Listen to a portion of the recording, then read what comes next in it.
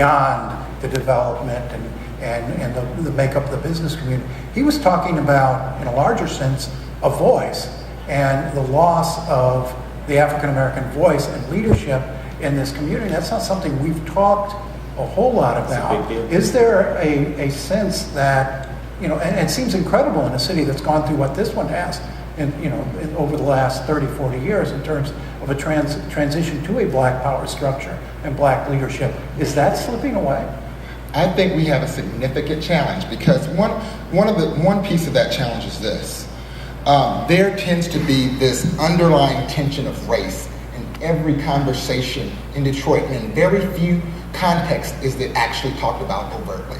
And so until we can recognize that there's 80% Caucasian in the suburbs and 85% African American in the city and talk about living together, working together, and the reality that nobody can really have their full potential as an economy until we work and play together and actually live together and recognize that our futures are linked, we can't have a conversation about leadership or any of this other stuff. But I just want to get at, is there a fear in the community that this changing Detroit, this reviving Detroit, and sort of a new sort of diversification is diminishing the black voice and black leadership? I leave it to the African Americans on the panel.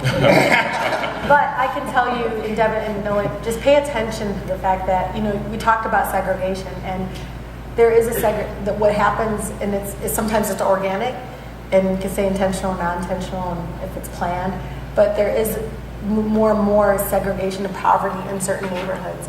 And I always talk about Northwest Detroit because what I love about Northwest is there's middle class, higher class, and lower class, and it works. It's a dynamic. It really, the mixed, it works. It looks really nicely. And so when you see that kind of mixed income and that integration of those that might work in different industry and those that have, maybe their own business, it works so well.